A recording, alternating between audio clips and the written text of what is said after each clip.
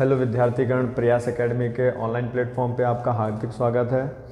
हम लोग आज उत्तर प्रदेश पर चर्चा करेंगे। उत्तर प्रदेश का सामान्य ज्ञान पूरा देखेंगे कि उत्तर प्रदेश पे किन किन टॉपिक पे हम लोगों ने बात करनी है। तो आज हम लोग उत्तर प्रदेश के सामान्य परिचय की बात करेंगे। उत्तर प्रदेश का भौगोलिक विस्तार कैसा है, कहाँ से कहाँ तक हमारा उत्तर प्रदेश विस्तृत है, कितने अक्षांश कितने देशांतर के मध्य हमारा उत्तर प्रदेश का विस्तार है। उत्तर प्रदेश का उत्तरी बिंदु, उत्तर प्रदेश का दक्षिणी बिंदु, उत्तर प्रदेश का पूर्वी बिंदु और उत्तर प्रदेश के पश्चिमी बिंदु से हम लोग चर्चा करेंगे। फिर हम लोग बात करेंगे उत्तर प्रदेश का इतिहास। उत्तर प्रदेश का इतिहास बिल्कुल उसी तरीके से पढ़ेंगे जिस प्रकार से आप लोगों ने भारत के इतिहास को पढ़ा है। भारत का इतिहास आपने 3 भागों में बांटा है, ऐसे ही हम लोग उत्तर प्रदेश के इतिहास को भी 3 भागों में बांटेंगे। जैसे प्राचीन भारत का इतिहास आपने देखा, तो प्राचीन भारत के इतिहास में आपने किन किन चीज़ों पे बातें की हैं। प्राचीन भारत के इतिहास में आपने देखा था, पाषाण काल की बात की थी, वैदिक काल की बात की थी, वैदिक काल के साथ साथ कहीं ना कहीं वैदिकोत्तर काल की बात की थी। वैदिकोत्तर काल के बाद में आपने देखा था कि पूरा किस प्रकार से भारत में विदेशियों का आगमन हुआ, अर्थात जो भारत आने वाले जो आक्रमणकारी थे, आक्रांता थे, मध्यकाल में आ जाएंगे। तो मध्यकाल की शुरुआत हम लोग करेंगे। तो उत्तर प्रदेश में मध्यकाल के वो टॉपिक हम लोग ले लेंगे जिनका संबंध हमारे उत्तर प्रदेश से रहेगा। जैसे पाषाण काल की अगर हम लोग बात करते हैं, तो पाषाण काल की अगर हम लोग बात करेंगे तो पाषाण काल में सबसे पहले खोजे गए पुराने जो आपके जो आज साक्ष्य प्राप्त हो रहे हैं वो हमारे उत्तर प्रदेश में किन किन जगह पे हैं। जैसे चावल के पुराने साक्ष्य कहाँ मिले उत्तर प्रदेश के, अभी आधुनिक चावल के साक्ष्य कहाँ मिले, पुराने चावल के साक्ष्य कहाँ मिले, सबसे पहले चावल के साक्ष्य कहाँ मिले, दुनिया के सबसे पुराने चावल के साक्ष्य कहाँ मिले।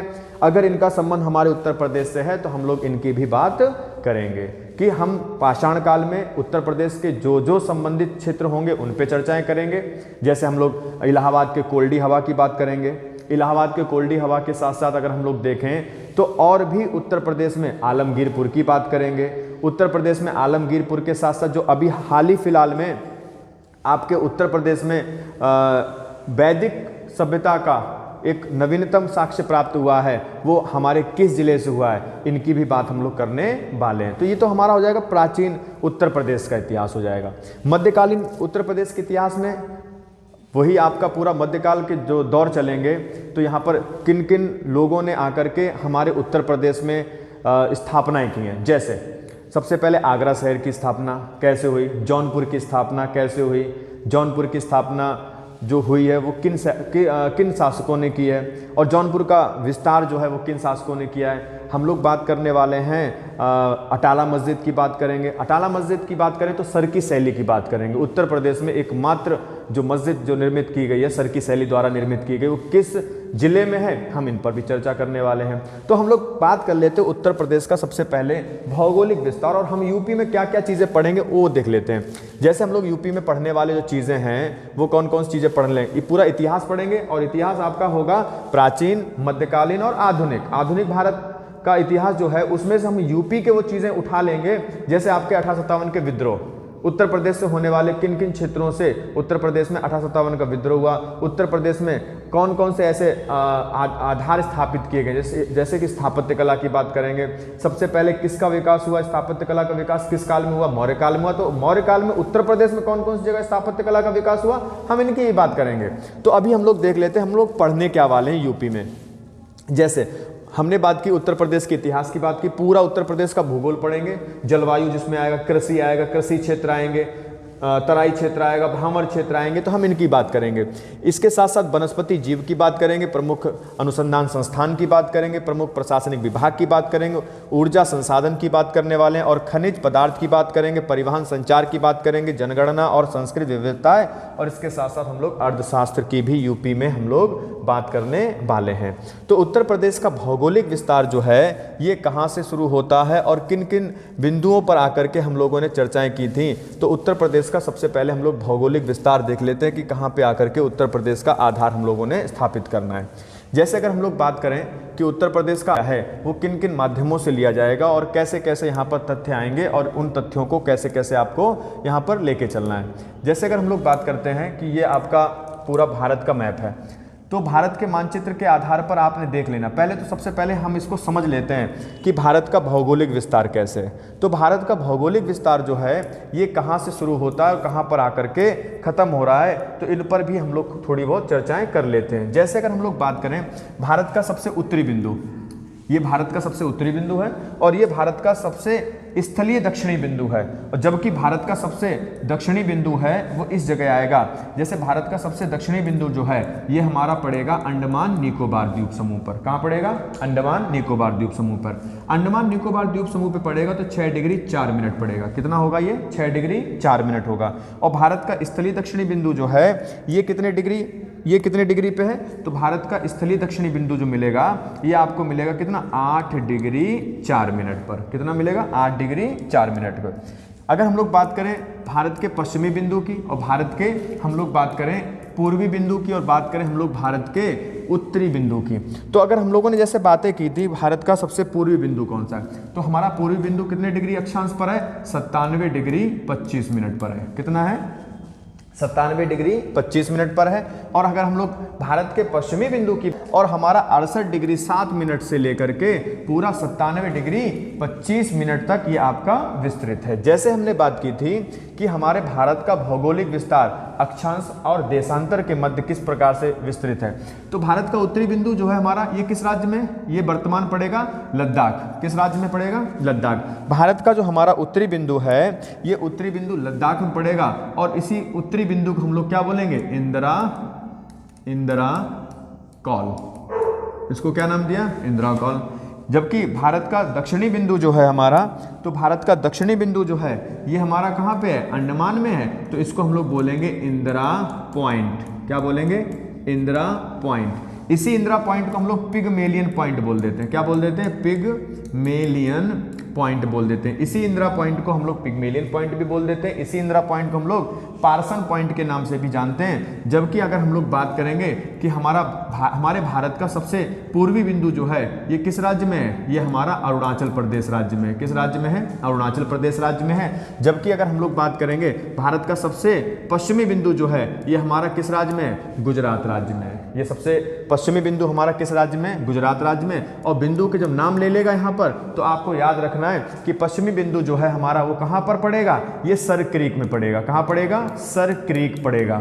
ठीक है, सर क्रीक पड़ेगा या फिर इसी सर क्रीक को हम लोग अन्य किस नाम से जानते हैं? अन्य किस नाम से हम लोग इसी सर क्रीक को जानते हैं? तो हम लोग बोल सकते हैं गौर माता। क्या बोल सकते हैं? गौर माता या गौर मोता। ठीक है, यहां पर अगर हम लोग बात करेंगे तो पूर्वी बिंदु हमारा कहां पे है? अरुणाचल प्रदेश। तो कहां पे? ये बालांगू में है। कहां पे? ये बालांगू में। क्लियर हुआ? उत्तरी बिंदु हमारा कहां पे? लद्दाख। और कहां पर? इसको क्या बोलते हैं? इंदिरा कॉल। तो हमने भारत का भौगोलिक विस्तार जब देख लिया है तो हम लोग भारत के इस भौगोलिक विस्तार के साथ साथ हम लोग बात करते हैं अपने उत्तर प्रदेश के भौगोलिक विस्तार की बात करेंगे। और उत्तर प्रदेश के अगर हम लोग भौगोलिक विस्तार की बात करेंगे तो थोड़ा सा ध्यान रखना है कि ये उत्तर प्रदेश का जो भौगोलिक विस्तार आपने देखा है तो इसका वर्गीकरण अगर हम आधार देखेंगे तो ये उत्तर प्रदेश हमारा कितने भारत के कितने राज्यों को स्पर्श करता है और कैसे कैसे ये हमारा उत्तर प्रदेश यहाँ पर आकर के कितने राज्य को स्पर्श कर रहा है और इसका भौगोलिक विस्तार भारत के भौगोलिक विस्तार से कितना कम या कितना ज़्यादा है। जैसे संपूर्ण भारत के भौगोलिक विस्तार की बात करेंगे तो संपूर्ण भारत का भौगोलिक विस्तार कितना है? 32। कैसे ये हमारा उत्तर प्रदेश यहाँ पर आकर के कितने राज्य को स्पर्श कर रहा है और इसका भौगोलिक विस्तार भारत के भौगोलिक विस्तार से कितना कम या कितना ज़्यादा है। जैसे संपूर्ण भारत के भौगोलिक विस्तार की बात करेंगे तो संपूर्ण भारत का भौगोलिक विस्तार कितना है? 32,87,263 वर्ग किलोमीटर है। जबकि उत्तर प्रदेश और इसका भौगोलिक विस्तार भारत के भौगोलिक विस्तार से कितना कम या कितना ज्यादा है। जैसे % आएगा। कितना आएगा? 7.33% का विस्तार है। इसकी भौगोलिक इकाइयों को जब हम लोग देखेंगे तो ये हमारा उत्तर प्रदेश है और इस उत्तर प्रदेश की जब भौगोलिक इकाइयों को जब हम लोगों ने देखा है तो आप देख रहे हैं उत्तर प्रदेश का वर्गीकरण आधार जो है तो उत्तर प्रदेश कितने राज्यों को स्पर्श कर रहा है। तो उत्तर प्रदेश हमारा देखो कितने राज्यों को स्पर्श कर रहा है। उत्तर प्रदेश यहाँ पे देखो उत्तराखंड को स्पर्श कर रहा है 1, उत्तर प्रदेश हमारा हिमाचल प्रदेश को स्पर्श कर रहा है 2, उत्तर प्रदेश हमारा हरियाणा को स्पर्श कर रहा है 3 उत्तर प्रदेश हमारा राजस्थान को स्पर्श कर रहा है 4, उत्तर प्रदेश हमारा मध्य प्रदेश को स्पर्श कर रहा है 5, उत्तर प्रदेश हमारा छत्तीसगढ़ को स्पर्श कर रहा है 6, उत्तर प्रदेश हमारा झारखंड को स्पर्श कर रहा है 7 और उत्तर प्रदेश हमारा पटना को छू रहा है 8। मतलब उत्तर प्रदेश कितने जिलों को, कितने राज्यों को स्पर्श कर रहा है? उत्तर प्रदेश जो है हमारा 8 राज्यों को स्पर्श कर रहा है। उत्तर प्रदेश कितने राज्यों को स्पर्श कर रहा है? 8 राज्यों को स्पर्श कर रहा है। और एक केंद्र शासित राज्य नई दिल्ली। एक केंद्र शासित राज्य कौन सा है? नई दिल्ली। तो हमारा एक केंद्र शासित राज्य अर्थात एक यूटी को छू रहा है और 8 राज्यों को स्पर्श कर रहा है हमारा उत्तर प्रदेश। और एक अंतरराष्ट्रीय सीमा बनाता है, वो कौन सी बनाता है? नेपाल के साथ बना रहा है। मतलब कि हमारा जो उत्तर प्रदेश है ये क्या करता है? ये 8 राज्यों को, हमारा उत्तर प्रदेश कितने राज्यों को? 8 राज्यों को स्पर्श कर रहा है और एक केंद्र शासित राज्य को स्पर्श कर रहा है और एक आपका अंतरराष्ट्रीय जो देश है आपका कौन सा? एक देश के साथ सीमा बना रहा है और वो कौन? नेपाल। मतलब हमारा उत्तर प्रदेश एक अंतरराष्ट्रीय सीमा बनाता है और एक आपका संघ राज्य के साथ, राजधानी के साथ सीमा बनाता है और 8 आपके राज्यों को स्पर्श करता है। तो जब 8 राज्यों को स्पर्श करता है, सबसे लंबी सीमा किस राज्य के साथ बना रहा है? तो सबसे लंबी सीमा देख रहे हो किस राज्य के साथ बना रहा है? तो सबसे लंबी सीमा जो है हमारी किसके साथ बन रही है? मध्य प्रदेश के साथ बन रही है। सबसे लंबी सीमा जो बन रही है, सबसे लंबी सीमा जो साझा करता है ये किसके साथ करता है? मध्य प्रदेश के साथ करता है। और जबकि सबसे छोटी सीमा किस राज्य के साथ साझा करता है? तो सबसे छोटी जो सीमा है ये किस राज्य के साथ साझा करता है? तो सबसे छोटी सीमा जो हमारी है ये हमारा हिमाचल प्रदेश को स्पर्श करता है। किस राज्य को छूता है? हिमाचल प्रदेश को स्पर्श करता है। तो ये बात क्लियर होती है कि हमारा उत्तर प्रदेश 8 राज्यों के साथ और एक संघ शासित राज्य के साथ और एक अंतरराष्ट्रीय सीमा बनाता है। तो 8 राज्य कौन कौन से हैं? तो 8 राज्यों के नाम भी देख लो। ये आपका कौन सा हो गया? उत्तराखंड हो गया, हिमाचल प्रदेश हो गया, हरियाणा हो गया, राजस्थान हो गया, मध्य प्रदेश हो गया, छत्तीसगढ़ हो गया, झारखंड हो गया और बिहार हो गया। तो ये 8 राज्य हो गए और एक अंतरराष्ट्रीय सीमा कौन सी? नेपाल की। और एक केंद्र शासित राज्य की सीमा कौन सी? नई दिल्ली के साथ हमारा उत्तर प्रदेश अपनी सीमा को साझा करता है। ये बात क्लियर हुई। उत्तर प्रदेश का भौगोलिक विस्तार जो है हमारा भारत के कितने कितने राज्यों के साथ कहीं ना कहीं स्पर्श करते हैं, ये देख लेते हैं हम लोग। उत्तर प्रदेश की जब बात करते हैं तो उत्तर प्रदेश के बारे में भी हम लोगों ने जो चर्चाएं की थी कि उत्तर प्रदेश जो है हमारा कितने राज्यों के साथ अपनी सीमा साझा करता है और कितने राज्य के साथ जब सीमा साझा करने की बात हम लोगों ने बात कर ली तो उत्तर प्रदेश के कितने जिले हमारे अन्य राज्यों को स्पर्श करते हुए दिखाई दे रहे हैं। मतलब उत्तर प्रदेश के भौगोलिक विस्तार की बात करेंगे तो हमने अभी बात की थी सबसे छोटा जिला कौन सा साझा करता है? कौन सा करता है? हिमाचल प्रदेश करता है। सबसे छोटा जिला जो साझा कर रहा है ये कौन सा कर रहा है? ये हिमाचल प्रदेश साझा कर रहा है। इसके बाद में आप देख रहे हो उत्तराखंड। उत्तराखंड को स्पर्श करने वाले उत्तर प्रदेश के कितने जिले हैं? तो उत्तराखंड को स्पर्श करने वाले उत्तर प्रदेश के जिले देख रहे हो कितने हैं? तो आप देखेंगे सबसे पहला कौन सा छू रहा है? सहारनपुर छू रहा है। तो उत्तराखंड को स्पर्श करने वाला एक सबसे पहला जिला कौन सा है? सहारनपुर है। दूसरा क्या? मुजफ्फरनगर छू रहा है। तीसरा कौन सा छू रहा है? बिजनौर छू रहा है। इसके अलावा चौथा कौन सा छू रहा है? मुरादाबाद छू रहा है। इसके अलावा रामपुर भी देखो उत्तराखंड के साथ सीमा साझा कर रहा है। इसके बाद बरेली छू रहा है और इसके बाद पीलीभीत छू रहा है। मतलब उत्तराखंड के साथ उत्तर प्रदेश के कितने जिले सीमा बनाते हैं? तो 1 2 3 4 5 6 7। तो उत्तराखंड के साथ उत्तर प्रदेश के कितने जिले स्पर्श होते हैं? उत्तराखंड के साथ उत्तर प्रदेश के 7 जिले सीमा बनाते हैं। इसके बाद अगर हम लोग बात करें हिमाचल प्रदेश को, उत्तराखंड के हिमाचल प्रदेश की हम लोग जब बात करेंगे, हिमाचल प्रदेश को उत्तर प्रदेश के कितने जिले स्पर्श करते हैं? तो उत्तर प्रदेश का हिमाचल प्रदेश को एक जिला स्पर्श करता है। कौन सा जिला है वो? सहारनपुर है। कौन सा जिला है? सहारनपुर है। जबकि सहारनपुर उत्तराखंड को भी स्पर्श कर रहा है, सहारनपुर हमारा हिमाचल प्रदेश के साथ भी सीमा साझा कर रहा है और सहारनपुर हमारा हरियाणा के साथ भी सीमा को साझा कर रहा है। मतलब सहारनपुर जो है हमारा उत्तराखंड, हिमाचल प्रदेश और हरियाणा के साथ सीमा को साझा कर रहा है। क्लियर हुआ? दूसरा देखते हैं हम लोग। हिमाचल प्रदेश को स्पर्श करने वाले उत्तर प्रदेश का जिला एक है, वो कौन सा है? सहारनपुर है। हरियाणा को छूने वाले जिले देख लेते हैं। तो हरियाणा को देखो कौन कौन से जिला छू रहे हैं? तो हरियाणा को छू रहा है सहारनपुर 1, शामली 2, बागपत 3। इसके अलावा अगर हम लोग बात करते हैं ये आपका कौन सा है? अलीगढ़ 4। अलीगढ़ 4। तो आपने देखा अलीगढ़ हो गया, बागपत हो गया, शामली हो गया और कौन सा हो गया? सहारनपुर हो गया। और क्या गौतम बुद्ध नगर हरियाणा के साथ सीमा साझा कर रहा है? बिल्कुल कर रहा है। तो आप देख रहे हो गौतम बुद्ध नगर। तो हरियाणा के साथ कौन कौन से जिले सीमा साझा करते हैं? तो एक आपका सहारनपुर, दूसरा आपका शामली, तीसरा आपका बागपत, चौथा आपका गौतम बुद्ध नगर और आपका पांचवा कौन सा है? ये अलीगढ़। अलीगढ़ जो है आपका ये भी हमारा क्या कर रहा है? अलीगढ़ भी हमारा हरियाणा के साथ सीमा को साझा कर रहा है। अच्छा, हरियाणा के साथ अलीगढ़ सीमा साझा कर रहा है, क्या मथुरा हमारा हरियाणा को छूता है? बिल्कुल भैया छूता है हमारा मथुरा, क्योंकि ये जो सीमा जो आ रही है ये किसको छू रही है? हरियाणा को छू रही है। तो हरियाणा को स्पर्श करने वाले उत्तर प्रदेश के कितने जिले हो गए? गिन लेते हैं, 5 हैं कि 6 हैं? 6 जिले हैं, देख लेते हैं कौन कौन सा? मथुरा, अलीगढ़, गौतम बुद्ध नगर, बागपत, शामली, सहारनपुर। तो हरियाणा को स्पर्श करने वाले उत्तर प्रदेश के कितने जिले हैं? 6। देखो 1 2 3 4 5 6। हरियाणा के साथ सीमा साझा करने वाले उत्तर प्रदेश के जिले कितने हैं? 6 जिले जो हैं हरियाणा के साथ उत्तर प्रदेश की सीमा साझा कर रहे हैं। देखते हैं राजस्थान को स्पर्श करने वाले उत्तर प्रदेश के कितने जिले हैं? तो राजस्थान को स्पर्श करने वाले उत्तर प्रदेश के कितने जिले हैं? तो राजस्थान को स्पर्श करने वाले उत्तर प्रदेश के 2 जिले हैं। एक तो आपका मथुरा है, एक कौन सा आपका? एक आपका मथुरा राजस्थान के साथ सीमा साझा करता है और दूसरा आपका कौन सा है? आगरा है। कौन सा है? आगरा। तो ये आप देख रहे हैं आगरा। तो आगरा और मथुरा हमारे राजस्थान के साथ सीमा साझा करते हैं, मतलब राजस्थान की सीमा को स्पर्श करने वाले उत्तर प्रदेश के कितने जिले हैं? 2 जिले हैं। इसके बाद मध्य प्रदेश को आते हैं। तो मध्य प्रदेश की सीमा को साझा करने वाले उत्तर प्रदेश के कितने जिले हैं? 11 जिले हैं। देख लेते हैं 11 हैं कि नहीं है, काउंट कर लेते हैं। जैसे हमने बोला कौन कौन जिला है?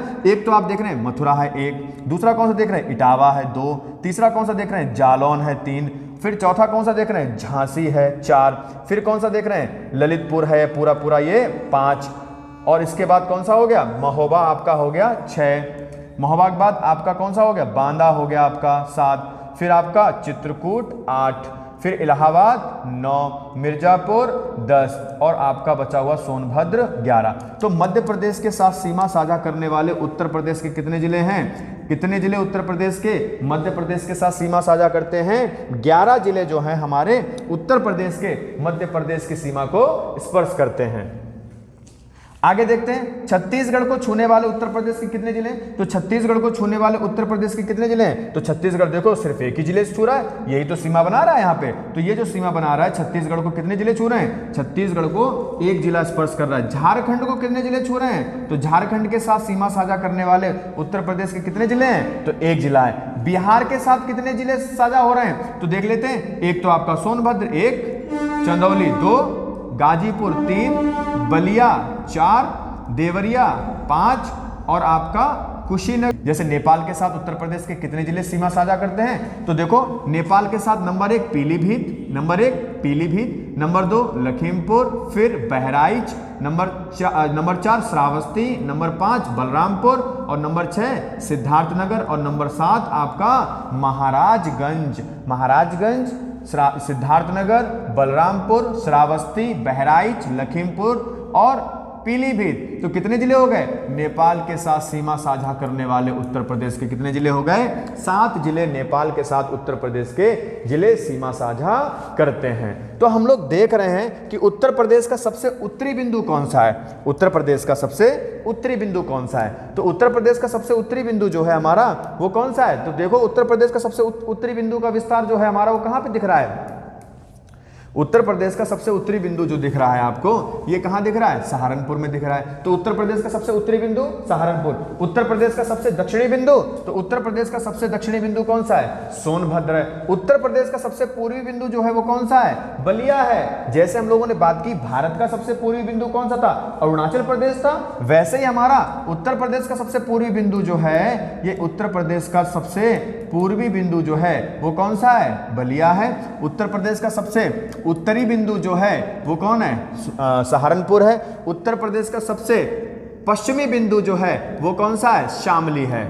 उत्तर प्रदेश का सबसे पश्चिमी बिंदु जो है वो हमारा कौन सा है? शामली है। जबकि उत्तर प्रदेश का हमारा दक्षिणी बिंदु जो है वो कौन सा है? सोनभद्र है। तो उत्तर प्रदेश का भौगोलिक विस्तार जो आप देख रहे हैं, ये उत्तर में सहारनपुर, दक्षिण में सोनभद्र, पूरब में बलिया और पश्चिम में शामली। तो उत्तर प्रदेश का जो भौगोलिक विस्तार जो देख रहे हो, तो वो आपने देख लिया कि किस प्रकार राज्यवार क्रम के आधार पर इस उत्तर प्रदेश का वर्गीकरण किया गया है। अगर हम लोग बात करते हैं कि इसका भौगोलिक विस्तार आधार जो है, उत्तर प्रदेश का भौगोलिक विस्तार का आधार जो देखेंगे तो ये कैसे कैसे आपने देख रखा है। जैसे ये पूरा भारत का मानचित्र, ये पूरा अक्षांश और देशांतर के आधार पर भारत का मानचित्र का वर्गीकरण हम लोगों ने किया। जब उत्तर प्रदेश की जब बात करेंगे तो इसी भारत के मानचित्र से उत्तर प्रदेश का जब हम लोग कहीं ना कहीं आधार स्थापित करेंगे तो इनको भी कहीं ना कहीं देखने का प्रयास करते हैं। जैसे ये हमारा उत्तर प्रदेश का सबसे उत्तरी बिंदु है, ये हमारा कौन सा बिंदु है, उत्तरी बिंदु, ये हमारे भारत का उत्तरी बिंदु है, ये हमारे भारत का दक्षिणी स्थलीय बिंदु है, ये हमारे भारत का पूर्वी बिंदु और ये हमारे भारत का पश्चिमी बिंदु है। तो भारत का सबसे स्थलीय दक्षिणी बिंदु कितने डिग्री पे था, 8 डिग्री 4 मिनट पे था, जबकि हमने आपको बताया था कि वास्तविक रूप से दक्षिणी बिंदु जो है वो 6 डिग्री 4 मिनट पर है, अंडमान निकोबार द्वीप समूह पर है। और ये आपका कहाँ पे, ये तमिलनाडु राज्य में है, कौन सा है, कन्याकुमारी। 8 डिग्री 4 मिनट तमिलनाडु में कन्याकुमारी है, जबकि उत्तरी बिंदु जो है ये लद्दाख में है। उत्तरी बिंदु जो है हमारा ये कहाँ पे, लद्दाख में। तो कितना है, लद्दाख में जो हमारा उत्तरी बिंदु है 37 डिग्री 6 मिनट है। और अगर हम लोग पश्चिमी बिंदु की बात करेंगे तो पश्चिमी बिंदु 68 डिग्री 7 मिनट और पूर्वी बिंदु की बात करेंगे 97 डिग्री 25 मिनट पर भौगोलिक इसका विस्तार है। जैसे पूरे भारत का भौगोलिक विस्तार का वर्गीकरण हम लोगों ने किया है तो ये हमारा क्या है, ये हमारी विषुवत रेखा है और विषुवत रेखा के उत्तर में उत्तरी अक्षांश, विषुवत रेखा के दक्षिण में दक्षिणी अक्षांश का विस्तार हुआ है। तो हमारा भारत उत्तरी गोलार्ध का एक देश है। हमारा भारत कैसा देश है, उत्तरी गोलार्ध का एक देश है। तो हमारा भारत उत्तरी अक्षांश के मध्य विस्तृत है, तो हमारा उत्तर प्रदेश भी किस अक्षांश के मध्य विस्तृत होगा, तो हमारा उत्तर प्रदेश भी उत्तरी अक्षांश के मध्य विस्तृत होगा। अर्थात कहीं ना कहीं अगर हम लोग बात करेंगे तो ये अगर आप देखेंगे कि यहां से अगर आपकी कर्क रेखा जा रही है, मान लेते हैं क्योंकि कर्क रेखा तो आपकी यहां पे है, 23.5 डिग्री कर्क रेखा है, ये विषुवत रेखा है और ये 23.5 डिग्री मकर रेखा है। लेकिन हमने मान लिया भौगोलिक विस्तार हम लोग जब कर रहे हैं तो कर्क रेखा के उत्तर में जब हम लोग जाएंगे तो कर्क रेखा, हमारे भारत के कर्क रेखा बिल्कुल बीचों बीच से होकर गुजरती है। भारत के बिल्कुल बीचों बीच से होकर कौन सी रेखा गुजरती है, कर्क रेखा। और कर्क रेखा पर कितने राज्य भारत के आते हैं, तो इनको आप कमेंट में बताइए, लिख करके बताइए कमेंट में 8 राज्य कौन कौन से आते हैं कि भारत में जो कर्क रेखा गुजरती है वो कितने राज्यों से होकर गुजरती है। उन 8 राज्यों के नाम आपको क्रम से बताने हैं। फिर अगली वीडियो हम लोग इस पर भी चर्चाएं करेंगे।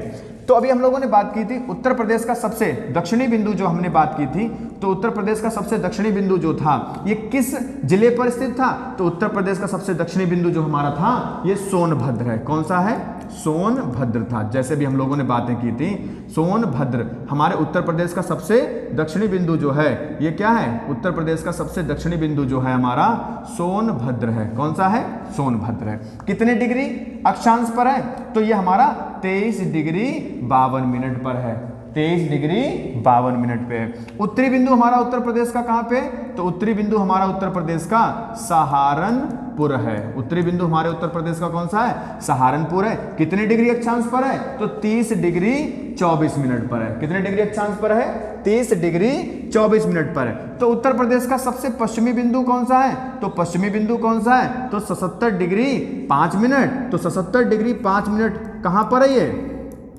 शामली है। और जबकि पूर्वी बिंदु की बात करेंगे तो पूर्वी बिंदु हमारा जो है 84 डिग्री 38 मिनट, जो कि आपका कहां पर मिलेगा, बलिया मिलेगा। कहां मिलेगा, बलिया मिलेगा। उत्तर प्रदेश का भौगोलिक विस्तार जो आप देखेंगे तो इस तरीके से आपको उत्तर प्रदेश का भौगोलिक विस्तार उत्तरी बिंदु, दक्षिणी बिंदु, पूर्वी बिंदु और पश्चिमी बिंदु के आधार पर देखने को मिल जाएगा। इसके साथ साथ अगर हम लोग और भी बातें करें कि अगर हम लोगों ने बातें की थी कि अगर उत्तर प्रदेश का वास्तविक रूप से भौगोलिक विस्तार की अगर हम लोग चर्चाएं कर लेते हैं कि इस उत्तर प्रदेश के उत्तर में क्या है, उत्तर प्रदेश के दक्षिण में क्या है, उत्तर प्रदेश के पूरब में क्या है, तो अगर हम लोग इनकी बात करें तो ये वाला जो क्षेत्र आप देख रहे हैं उत्तर प्रदेश का, ये क्षेत्र देख रहे हैं तो ये पूरा क्षेत्र उत्तर प्रदेश के उत्तर में कौन है, उत्तर प्रदेश के उत्तर में। तो उत्तर प्रदेश के उत्तर में ये क्या है, उत्तर प्रदेश के उत्तर में हिमालय है। और कौन सा हिमालय है, शिवालिक। शिवालिक उत्तर प्रदेश के उत्तर में कौन सा हिमालय है, शिवालिक हिमालय है। उत्तर प्रदेश के दक्षिण में क्या है, तो उत्तर प्रदेश के दक्षिण में क्या है, विंध्याचल पर्वतमाला है। कौन सी है, विंध्याचल पर्वतमाला है। तो उत्तर प्रदेश के दक्षिण में कौन पर्वत है, विंध्याचल पर्वत है। उत्तर प्रदेश के पूरब में क्या है, तो उत्तर प्रदेश के पूरब में कौन सी नदी है, यमुना नदी है। कौन सी नदी है? उत्तर प्रदेश के पूरब में कौन सी नदी है? यमुना नदी है। और उत्तर प्रदेश के पश्चिम में कौन सी नदी है? तो उत्तर प्रदेश के पश्चिम में गंडक नदी है। कौन सी नदी है? गंडक नदी। तो उत्तर प्रदेश का भौगोलिक विस्तार जब हम लोगों ने देखा तो उत्तर प्रदेश का भौगोलिक विस्तार जो है, उत्तर में विशालकाय शिवालिक पर्वतमाला है। कौन सी? शिवालिक पर्वतमाला, जो कि हिमालय की सबसे कहीं ना कहीं अंतिम कहीं ना कहीं पर्वत श्रेणी मानी गई है, अर्थात कहीं ना कहीं इसको हम लोगों ने नाम दिया शिवालिक। जब हिमालय की बात करेंगे तो ये बीच वाली आपकी कौन सी है? मध्य हिमालय। और सबसे ऊपर वाली आपकी कौन सी है? महान हिमालय। और जो हमारे उत्तर प्रदेश के उत्तर में, इसको हम लोगों ने क्या नाम दिया? शिवालिक हिमालय नाम दिया। क्या नाम दिया इसको हम लोगों ने? शिवालिक हिमालय नाम दिया है। तो हम लोगों ने उत्तर प्रदेश के इस भौगोलिक विस्तार की भी हम लोगों ने बातें कर ली हैं कि उत्तर प्रदेश की यथास्थिति जो है ये पूरे आधार पर कहां कहां तक विस्तृत है। कितने अक्षांश के मध्य विस्तृत है उत्तर प्रदेश और कितने देशांतर के मध्य हमारा उत्तर प्रदेश स्थित है। जैसे अभी हम लोगों ने बातें की थी कि उत्तर प्रदेश का सबसे उत्तरी बिंदु कौन सा है, उत्तर प्रदेश को सबसे दक्षिणी बिंदु कौन सा है, उत्तर प्रदेश की सबसे लंबी सीमा किस राज्य के साथ साझा करती है? मध्य प्रदेश के साथ। और सबसे छोटी सीमा किसके साथ साझा करती है? तो सबसे छोटी सीमा जो है हमारी वो किस राज्य के साथ साझा करती है? हिमाचल प्रदेश। हम लोगों ने इन्हीं की तो बात की थी कि उत्तर प्रदेश का सबसे लंबा क्षेत्रफल कौन सा, उत्तर प्रदेश की सबसे लंबी सीमा किस राज्य के साथ साझा करती है और उत्तर प्रदेश की सबसे छोटी सीमा किस राज्य के साथ साझा करती है। तो हम लोगों ने जितनी बातें की थी इनकी हम लोगों ने बात की थी। जैसे उत्तर प्रदेश का पूर्व से पश्चिम की ओर विस्तार, जैसे हमने बात की थी, यही तो हमारा उत्तर प्रदेश है। और इस उत्तर प्रदेश की जब बात करेंगे तो ये हमारा उत्तर प्रदेश और ये हमारा बलिया और ये पूरा हमारा ये, तो ये हमारा उत्तर प्रदेश की, जैसे मैंने बात की थी, उत्तर प्रदेश का पूरब से पश्चिम की ओर विस्तार, तो उत्तर प्रदेश का पूरब से पश्चिम की ओर विस्तार जो है हमारा कितना है? 650 किलोमीटर का है। कितना है? 650 किलोमीटर का है। जबकि उत्तर प्रदेश का उत्तर से दक्षिण की ओर विस्तार जो है हमारा, उत्तर से दक्षिण की ओर विस्तार जो है हमारा, ये कितना है? 240 किलोमीटर का है। तो उत्तर प्रदेश के भौगोलिक विस्तार की जब बात की हमने, तो उत्तर प्रदेश के भौगोलिक विस्तार की जब बात की तो उत्तर से दक्षिण की इसकी लंबाई कितनी है? 240 किलोमीटर की है। और जबकि पूरब से पश्चिम की ओर इसकी लंबाई कितनी है? 650 किलोमीटर की लंबाई है इसकी। क्लियर होती है? और इसके बाद अगर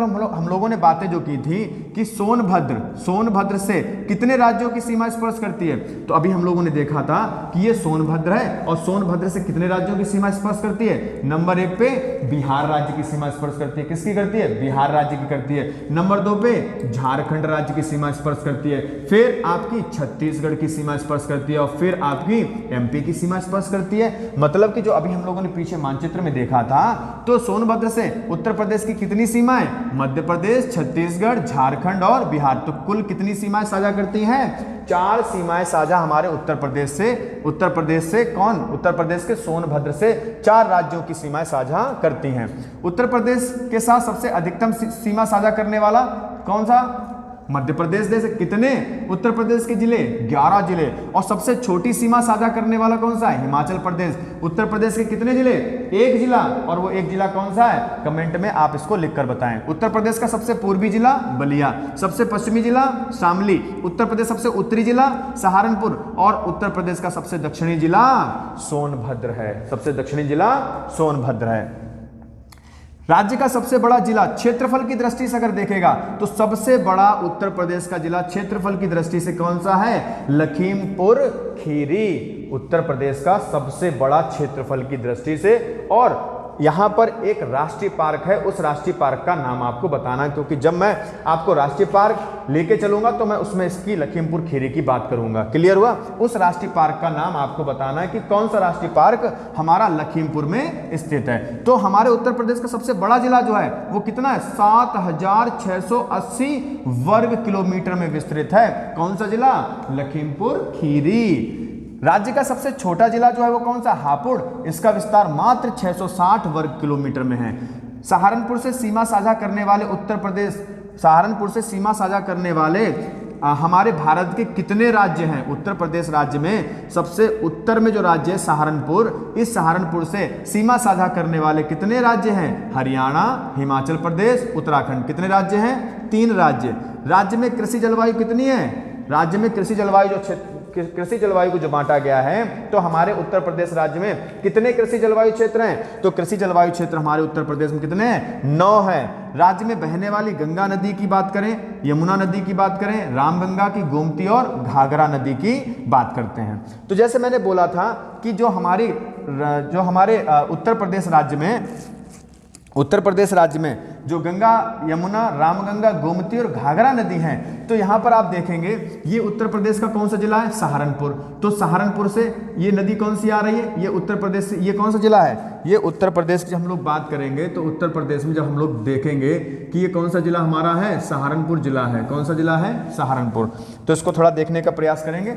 अभी मैं मानचित्र में लेके चलता हूं। तो ये हमारा उत्तर प्रदेश का कौन सा जिला है? सहारनपुर। सहारनपुर से एक नदी ऐसे प्रवेश करती है, ऐसे ये नदी जो आ रही है सहारनपुर से प्रवेश करती है। और यहाँ पर कौन सा राज्य था? हरियाणा। और ये आपका सहारनपुर। तो ये नदी हमारी कौन सी हो गई? यमुना नदी। कौन सी नदी हो गई? यमुना नदी। तो यमुना नदी हमारे उत्तर प्रदेश में किस जिले में प्रवेश करती है? यमुना नदी हमारे उत्तर प्रदेश में सहारनपुर जिले में प्रवेश करती है। और सहारनपुर जिले में प्रवेश करने के बाद में यूपी और हरियाणा का बॉर्डर कौन सी नदी बनाती है? यमुना नदी बनाती है। उत्तर प्रदेश और हरियाणा के बॉर्डर का निर्धारण कौन सी नदी करती है? यमुना नदी करती है। और यमुना नदी फिर हरियाणा होते हुए आपकी दिल्ली होते हुए और फिर से हमारे कहां पर? मथुरा के पास में आकर के फिर से पुनः उत्तर प्रदेश में आकर के प्रवेश कर जाती है। और इसके बाद में आकर के प्रयागराज में आकर के ये नदी किस नदी में आकर के? गंगा नदी में आकर के मिल जाती है। जैसे यमुना नदी हमारे उत्तर प्रदेश में कहां से प्रवेश करती है? सहारनपुर से प्रवेश करती है। तो यहां से एक नदी और निकल रही है और वो नदी कौन सी है? गंगा नदी। तो गंगा नदी हमारे उत्तर प्रदेश में कहां से प्रवेश करती है? बिजनौर से करती है। कहां से करती है?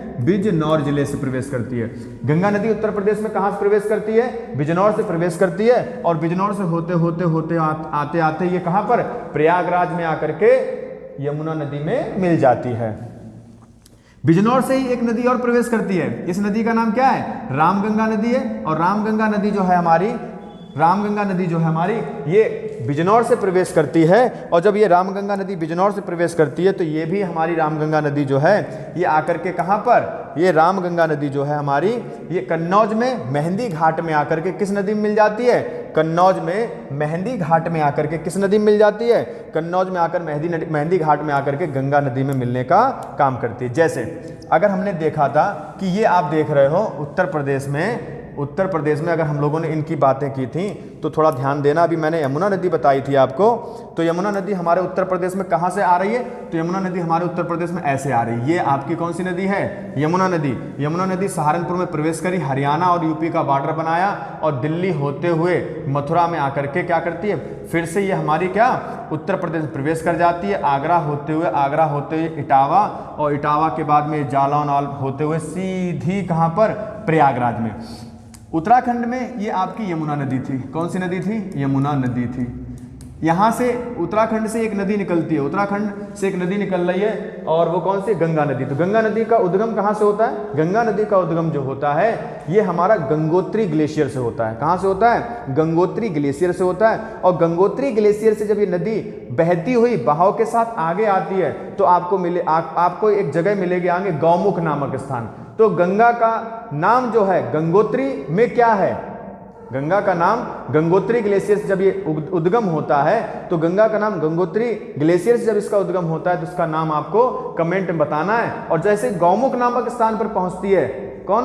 गंगा, ये आपकी गंगा नदी गौमुख नामक स्थान पहुंचती है, यहीं पर इसका नाम भागीरथी पड़ जाता है। क्या नाम पड़ जाता है?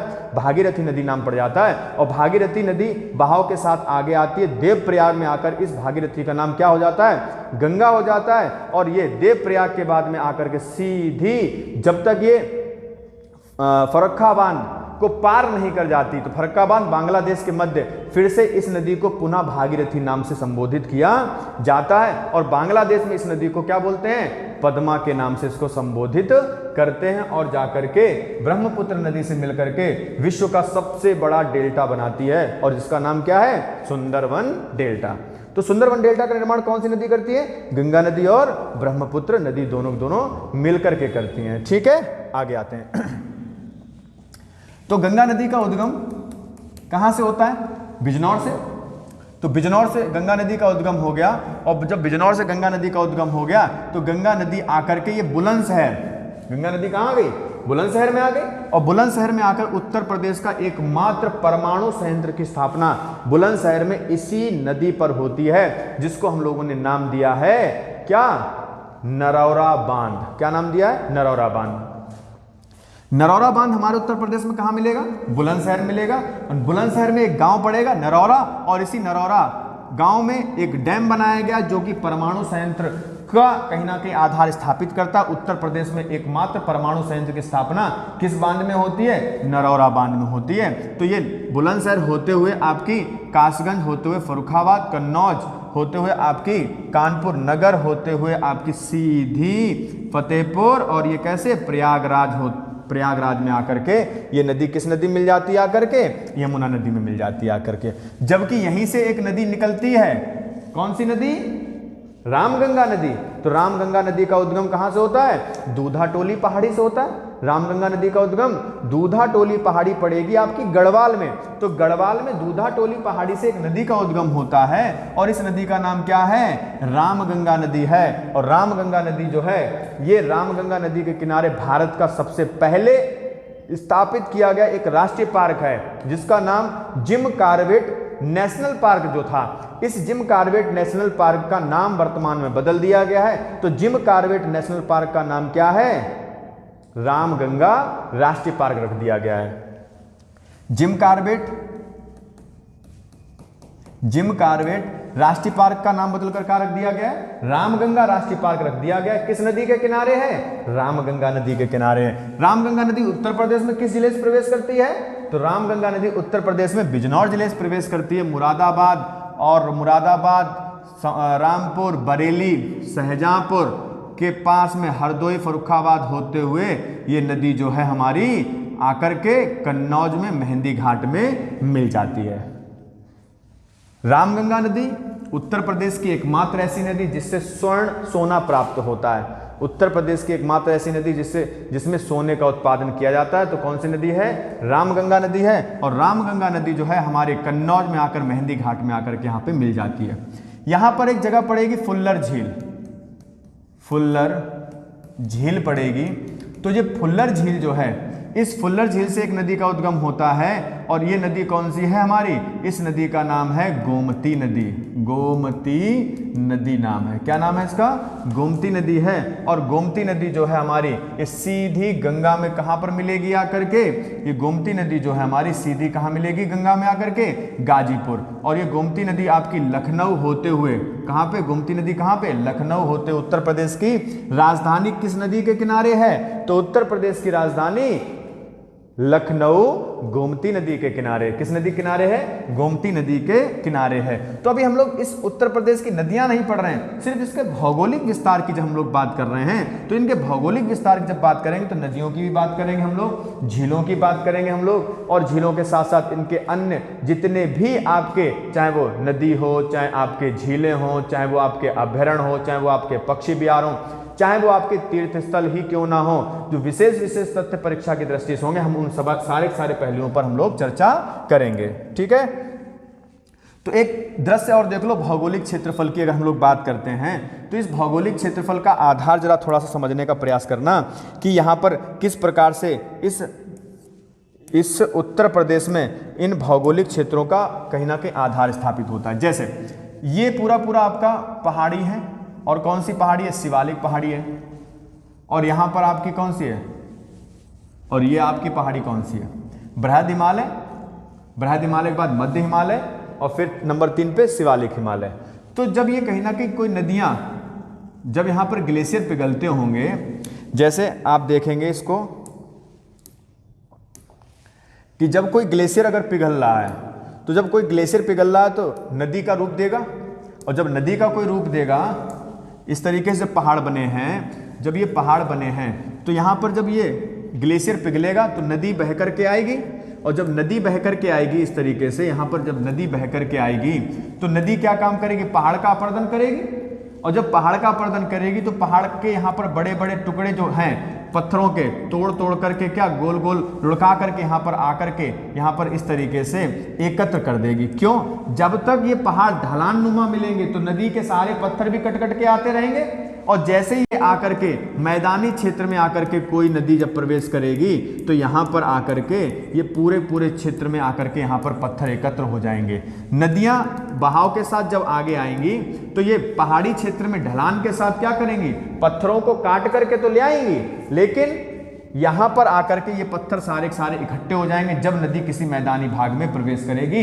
अर्थात जब यहां पत्थर इकट्ठे हो जाएंगे तो नदी इन्हीं पत्थरों के बीच में से घूम घूम के, नदी इन्हीं पत्थरों में से घूम घूम के, बीच में से घूम घूम के, ये बीच में से घूम घूम के क्या करेंगी, अपना रास्ता बनाने का प्रयास करेंगे। अर्थात नदी जो है वितरिका का निर्माण करेगी और आगे जाकर के एक विशालकाय क्षेत्र में होते हुए आगे जाकर के नदी जो है किसी एक नदी में मिलने का काम करेगी। अर्थात ये जो बीच का क्षेत्र होगा, एक नदी दो नदी तो ये क्या हो गया, दोआव, एक नदी दो नदी तीन नदी तो ये क्या हो गया, त्रियाव, एक नदी दो नदी तीन नदी और चार नदी तो ये क्या हो गया, पंजाब। तो पंजाब क्षेत्र की बात करें, दोआव क्षेत्र की बात करें, अर्थात दो नदियों के बीच का क्षेत्र होगा वो दोआव होगा और तीन नदियों के बीच का क्षेत्र होगा त्रियाव होगा। इसका मतलब क्या हो गया, जहां पत्थर एकत्र हो जाएंगे ये हमारा कौन सा क्षेत्र हो जाएगा, भांवर क्षेत्र हो जाएगा।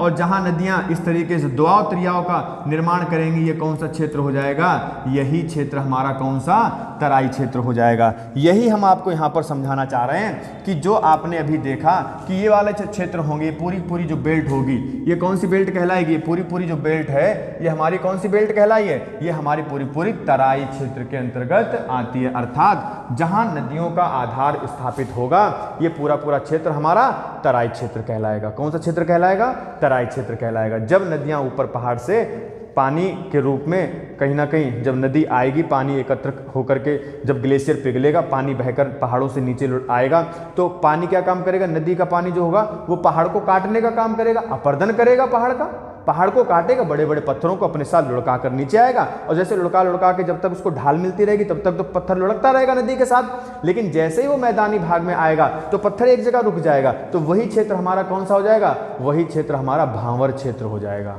कौन सा क्षेत्र हो जाएगा, भांवर क्षेत्र हो जाएगा।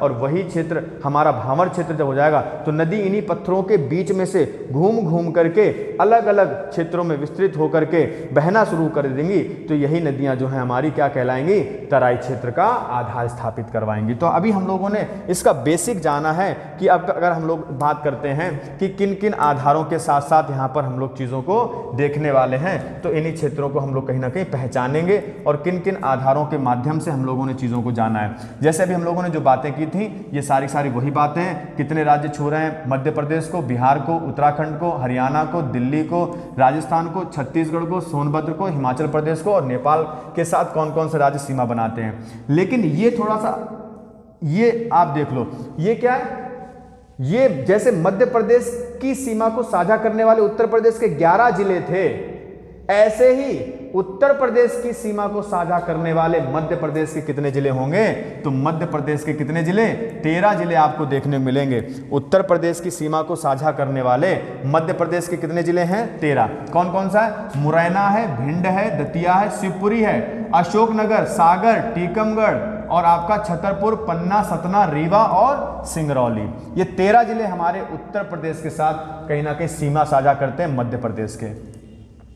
बिहार की सीमा को स्पर्श करने वाले उत्तर प्रदेश के जिले भी हमने बताया।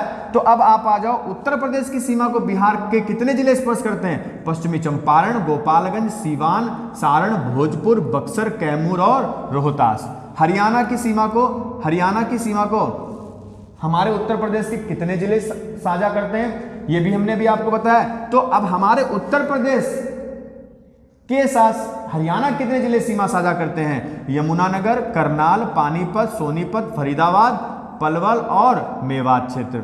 उत्तराखंड के कितने जिले हमारे उत्तर प्रदेश के साथ साझा करते हैं सीमा, देहरादून, हरिद्वार, पौड़ी, नैनीताल, उधम सिंह नगर। राजस्थान के 2 जिले कौन कौन से छूते हैं हमारी सीमा को उत्तर प्रदेश की, भरतपुर, धौलपुर। छत्तीसगढ़ का कौन सा जिला हमारे उत्तर प्रदेश के साथ सीमा साझा करता है, तो छत्तीसगढ़ का कौन सा जिला, बलरामपुर। जबकि हमारे उत्तर प्रदेश का कौन सा जिला, उत्तर प्रदेश का कौन सा जिला, सोनभद्र। अच्छा, तो आगे हम लोग देखते हैं झारखंड का कौन सा है, गढ़वा, और हिमाचल प्रदेश का कौन सा है, सिरमौर जिला हमारे उत्तर प्रदेश के साथ सीमा साझा करता है। अर्थात हमने उत्तर प्रदेश के समस्त भौगोलिक इकाई के बारे में बात कर ली है। और उत्तर प्रदेश जब हम लोग भौगोलिक इकाई की बात कर ली है तो हम लोग अगली वीडियो में उत्तर प्रदेश का इतिहास पढ़ेंगे, और उत्तर प्रदेश के इतिहास में प्राचीन उत्तर प्रदेश का इतिहास, मध्यकालीन उत्तर प्रदेश का इतिहास और आधुनिक उत्तर प्रदेश का इतिहास हम लोग कल इस पर चर्चा करते हैं। धन्यवाद।